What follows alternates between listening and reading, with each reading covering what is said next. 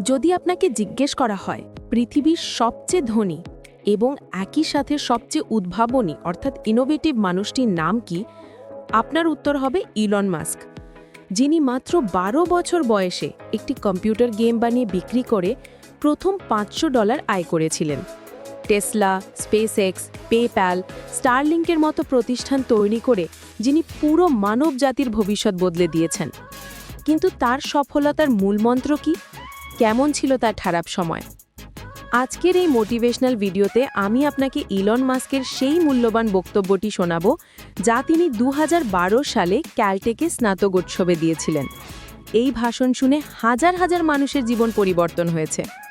আগামী ১০ মিনিট ধৈর্য ধরে নিজের ভবিষ্যতের জন্য হলেও ভিডিওটি শেষ পর্যন্ত দেখুন। এই বক্তব্য আপনাকে শেখাবে খারাপ সময় কিভাবে কাটাবো এবং অসম্ভবকে সম্ভব করার কৌশল কি। চলুন শুরু করি। দ্বিতীয়, ম্যাজিক আর আধুনিক প্রযুক্তি, ম্যাজিক অ্যান্ড মডার্ন টেকনোলজি। ছোটবেলায় আমি নিজেই বুঝতাম না যে আমি কি করতে যাচ্ছি। সারাদিন কম্পিউটার, গেম আর বই পড়া নিয়ে ব্যস্ত থাকতাম।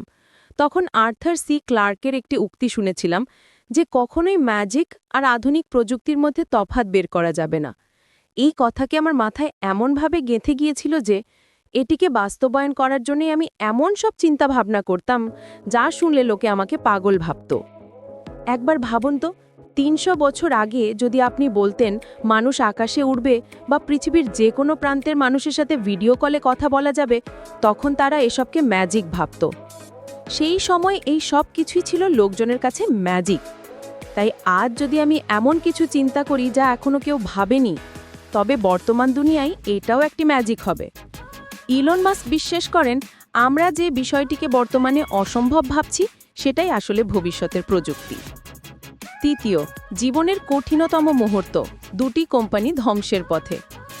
ইলন মাস্ক তার জীবনের সবচেয়ে কঠিন মুহূর্তের কথা বলতে গিয়ে বলেন, সালটা ছিল ২০০৮। তার দুটো কোম্পানি টেসলা এবং স্পেসএক্স প্রায় ধ্বংসের পথে যাচ্ছিল। তার কাছে অবশিষ্ট ছিল প্রায় $৩০ মিলিয়ন। এই টাকা যদি একটি কোম্পানির পেছনে বিনিয়োগ করেন তবে সেটি বেঁচে যাবে আর অন্যটি ধ্বংস হয়ে যাবে। আর যদি ভাগ করে দেন তাহলে দুটোই ধ্বংস হয়ে যাওয়ার ঝুঁকি ছিল। তিনি বলেন, যখন আপনি নিজের রক্ত ঘাম ঝরিয়ে কোনো কিছু তৈরি করেন তখন সেটা হয় আপনার সন্তানের মতো। তিনি সিদ্ধান্ত নিলেন যা হওয়ার হোক আমি কোনোটিকে নিজের চোখের সামনে ধ্বংস হতে দেব না। তাই তিনি তার সমস্ত টাকা দুটো কোম্পানিতে সমানভাবে বিনিয়োগ করলেন। ফলাফল, স্পেসএক্সের রকেট ৩ বার ব্যর্থ হয়েছিল, কিন্তু তারা হাল ছাড়েননি। চতুর্থবারের চেষ্টায় তারা সফল হয়েছিলেন। তার বক্তব্য, ব্যর্থতা লজ্জার কিচ্ছু নয়, বরং আপনাকে এটা ভেবে সন্তুষ্ট থাকতে হবে যে আপনার কোনো কমতি ছিল না। আপনি নিজের সর্বোচ্চ দিয়ে চেষ্টা করেছিলেন। যতবার আপনি ব্যর্থ হবেন ততবারই নতুন কিছু শিখবেন। তিনি কখনোই সফল হতে পারবেন না এটা মাথায় আনেননি। এই মনোভাবই খারাপ সময় কিভাবে কাটাবো তার উত্তর।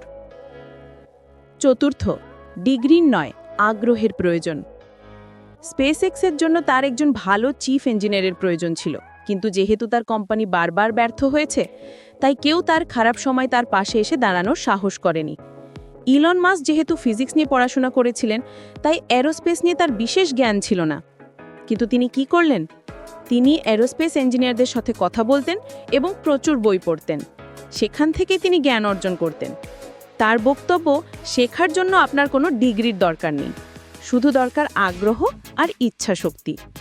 আপনার যদি উচ্চতর কোনো ডিগ্রি নাও থাকে তবুও আপনার ব্যতিক্রমী প্রতিভা এবং দক্ষতা আপনাকে টেসলার মতো কোম্পানিতে কাজের সুযোগ করে দিতে পারে। বিল গেটস, স্টিভ জবস বা ল্যারি এলিসনের মতো স্মার্ট মানুষজন কলেজ ড্রপ আউট করেছেন। সফলতা অর্জনের জন্য কোনো ডিগ্রি বা সার্টিফিকেটের চেয়ে ঘাম ঝরানো পরিশ্রমই আসল চাবিকাঠি। পঞ্চম, কঠোর পরিশ্রম এবং ঝুঁকি নেওয়ার সময়। নিজের টেসলাকে বন্ধ হওয়া থেকে বাঁচাতে ইলন মাস্ক সপ্তাহে 7 দিন দিনে 22 ঘন্টা কাজ করেছিলেন। তাকে তার ফ্যাক্টরিতে ঘুমাতে হয়েছিল। তিনি বলেন, বাকিরা যেখানে সপ্তাহে 40 ঘন্টা পরিশ্রম করে সেখানে যদি আপনি সপ্তাহে 100 ঘন্টা পরিশ্রম করেন তবে বাকি সবাই 1 বছরে যা অর্জন করতে পারবে আপনি শুধুমাত্র 4 মাসেই তাদের চেয়ে বেশি অর্জন করে ফেলতে পারবেন। সফলতার মূলমন্ত্র হলোই কঠোর পরিশ্রম। ইলন মাস্কের বক্তব্যের সবচেয়ে গুরুত্বপূর্ণ অংশ হলো ঝুঁকি নেওয়া। তিনি বলেন, জীবনে ঝুঁকি তো নিতেই হবে, আর ঝুঁকি নেওয়ার সবচেয়ে সঠিক সময় হলো যৌবনকাল। কারণ এই সময় আপনার কোনো বড় বাধ্যবাধকতা থাকে না। আপনার বয়স যত বাড়তে থাকবে ততই আপনার ওপর দায়িত্বের বোঝা জমতে শুরু করবে। তখন ঝুঁকি নেওয়া মানে আপনি একা ঝুঁকি নিচ্ছেন না, আপনার পরিবারকেও ঝুঁকিতে ফেলছেন। তাই এসব বাধ্যবাধকতা আসার আগেই আপনাকে ঝুঁকি নিতে হবে। নিজের উপর আত্মবিশ্বাস রাখুন এবং চেষ্টা করুন আপনার সবটা দিয়ে যেন পরবর্তীতে নিজেকে নিয়ে আফসোস না করতে হয়। ষষ্ঠ, সোশ্যাল মিডিয়া এবং বাস্তবতা।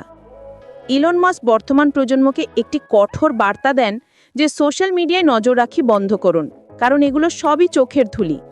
মানুষ বাস্তবে যেমন আছে তার চেয়ে কয়েক গুণ বাড়িয়ে নিজেকে সোশ্যাল মিডিয়ায় সকলের সামনে উপস্থাপন করে। বাস্তবে মানুষ যতটা সুখী তার চেয়ে বেশি সুখী বানিয়ে নিজেকে দেখানোই এখনকার ট্রেন্ড হয়ে গেছে। অন্যদের এই মিথ্যা উপস্থাপন দেখে আপনি নিজের প্রতি কনফিডেন্স হারিয়ে ফেলেন। আপনার মনে হতে থাকে আপনি সুন্দর না, আপনি সুখী না, যার ফলে আপনি ডিপ্রেশনে চলে যেতে পারেন। কিন্তু আসলে সত্যিটা হলো, যাদেরকে দেখে আপনার মনে হচ্ছে আপনি তাদের চেয়ে অনেক কম সুখী, বাস্তবতা হলো ওই লোকগুলি আপনার চেয়েও বেশি অসুখী। তাই কে কি করলো সেটা না দেখে আয়নার সামনে দাঁড়িয়ে নিজেকে প্রশ্ন করুন যে এখন আপনার কি করা দরকার। উত্তরটা পেলে সেই অনুযায়ী কাজ শুরু করুন। এটাই জীবন পরিবর্তনের প্রথম ধাপ। সপ্তম, উপসংহার এবং আকর্ষণীয় আহ্বান। তো বন্ধুরা, ইলন মাস্কের এই বক্তব্য থেকে আমরা শিখলাম ব্যর্থতা কোনো শেষ নয়, বরং নতুন কিছু শেখার শুরু। খারাপ সময় কিভাবে কাটাবো তার উত্তর হলো কঠোর পরিশ্রম আর অদম্য জেদ। নিজের কাজকে ভালোবাসুন, ঝুঁকি নিন এবং সবচেয়ে গুরুত্বপূর্ণ হলো নকল না করে ভিন্ন কিছু তৈরি করা শিখুন। এমন কিছু খুঁজে বের করুন যা সবাই চায় কিন্তু দেওয়ার মতো কেউ নেই। যদি আজকের এই মোটিভেশনাল ভিডিও আপনার ভালো লেগে থাকে এবং আপনার জীবনে কোনো অনুপ্রেরণা সৃষ্টি করে থাকে, তাহলে অবশ্যই লাইক বাটনে ক্লিক করুন। আর ভবিষ্যতে জীবনকে আরও সহজ, সরল ও সফলভাবে এগিয়ে নিয়ে যাওয়ার জন্য নিয়মিত এমন মানবিক, সহজ এবং কার্যকরী গল্প শুনতে চাইলে সাবস্ক্রাইব করুন এবং নোটিফিকেশন বেলটি বাজিয়ে দিন। ধন্যবাদ। আপনার জন্য শুভকামনা রইল।